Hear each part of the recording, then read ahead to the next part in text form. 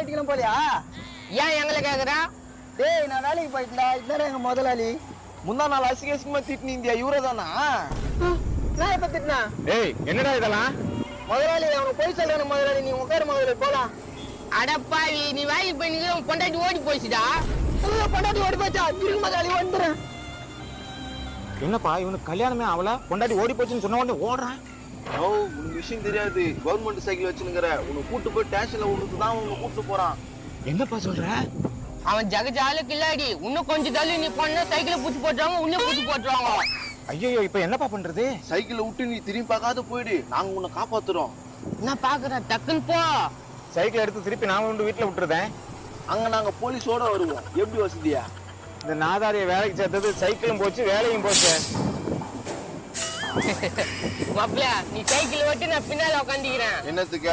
கையிலங்கால சைக்கிளை தூக்கி போறதுக்கா?